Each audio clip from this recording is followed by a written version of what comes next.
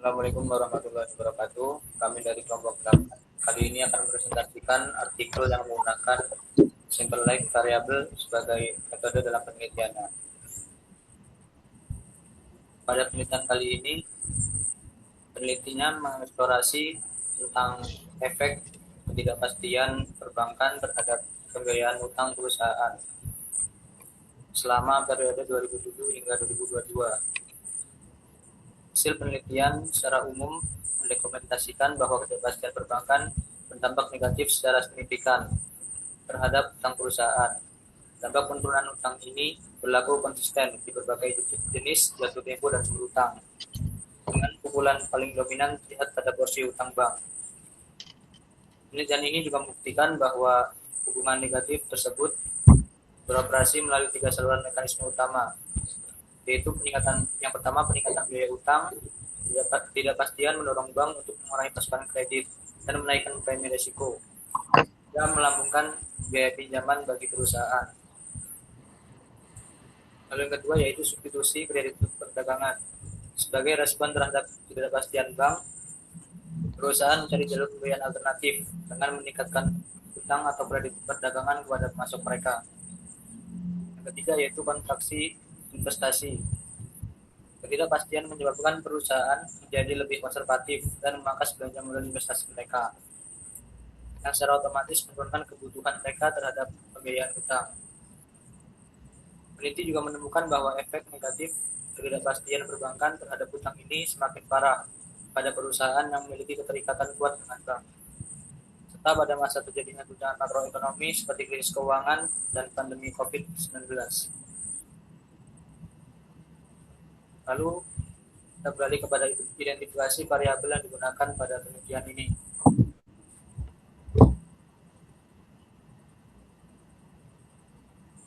Variabel dependen yaitu ada utang perusahaan yang diukur melalui beberapa proksi seperti rasio total utang terhadap total aset DEP1, rasio total utang terhadap total liabilitas DEP2, utang jangka pendek short debt, utang jangka panjang long debt, utang dari bank debt, dan utang dari sumber lain other debt.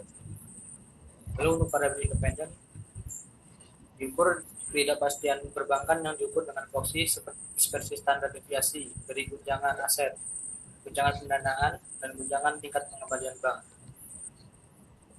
Lalu yang ketiga itu ada variabel kontrol, yaitu ukuran perusahaan, size, pertumbuhan penjualan sales, tangibilitas atau aset berwujud, tingkat profitabilitas ROA, kepemilikan negara, kebijakan pembiayaan kembali dari bank sentral, serta pertumbuhan ekonomi atau PDB makro GDP. Selanjutnya akan dilanjutkan oleh rekan saya.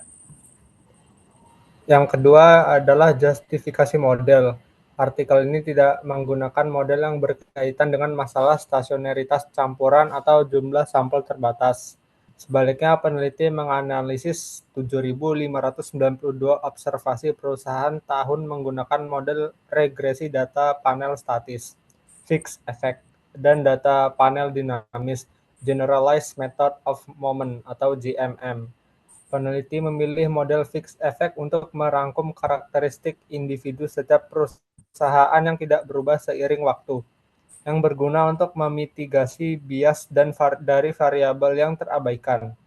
Peneliti juga memilih model GMM dan instrumental variable karena adanya masalah endogenitas yang kuat, seperti kausalitas terbalik antara bank dan perusahaan, yang tidak dapat diselesaikan hanya dengan regresi efek tetap biasa. Selanjutnya akan dijelaskan oleh kawan saya. Baik, selanjutnya ada analisis hubungan jangka panjang. Karena penelitian ini menggunakan regresi data panel struktural dan bukan kointegrasi deret waktu, artikel tidak menguji hubungan jangka panjang yang permanen antara variabel secara intertemporal. Namun, jika dilihat dari sudut pandang instrumen jangka panjang, ketidakpastian perbankan terbukti secara permanen menurunkan utang jangka panjang atau long debt perusahaan secara signifikan. Hal ini dibuktikan oleh nilai koefisien AUNC maupun FUNC yang negatif dan signifikan di atas level 1% pada pengujian model utang jangka panjang. Selanjutnya akan dijelaskan oleh rekan saya.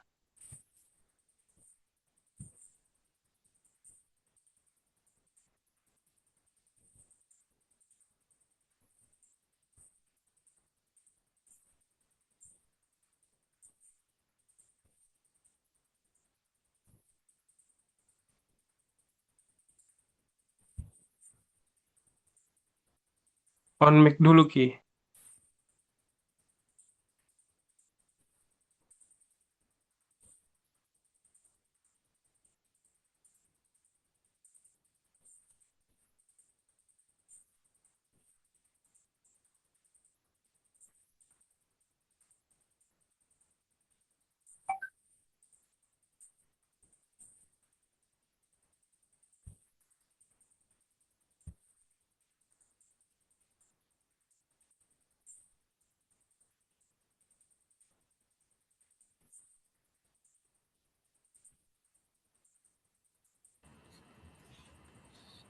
Baik, selanjutnya ada kecepatan pemulihan.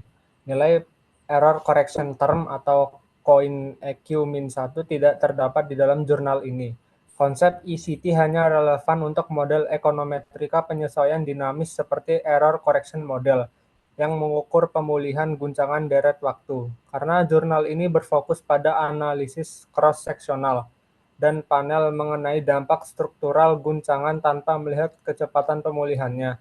Metrik ECT sama sekali tidak diestimasi atau dibahas oleh penulis.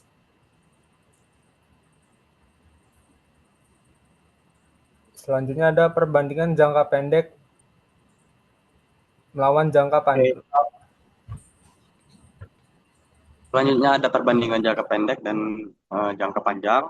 Sebagai ganti pengujian efek waktu jangka pendek atau jangka panjang, para penulis menguji perbandingan impact berdasarkan jatuh tempo utang perusahaan. Hasilnya menunjukkan bahwa ketidakpastian perbankan secara signifikan berpengaruh negatif pada kedua tipe utang, baik jangka pendek ataupun jangka panjang. Keunikan temuan, meskipun keduanya terpengaruh secara signifikan, magnitude atau dampak pengurangan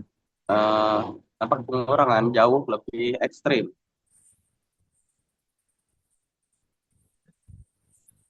Oke.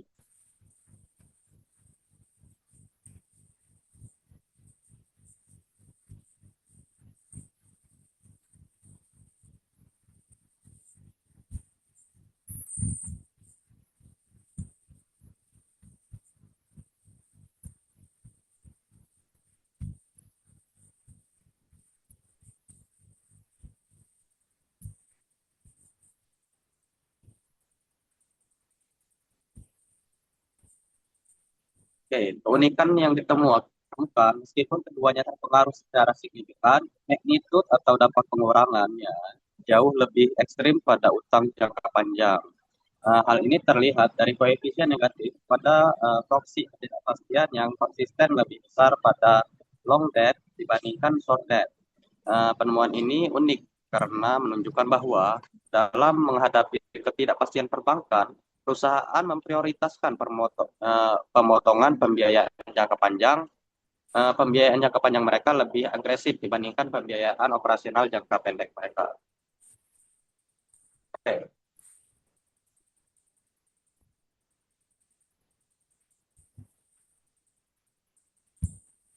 Baik, sekian presentasi dari kelompok 8 mengenai artikel ini. Assalamualaikum warahmatullahi wabarakatuh.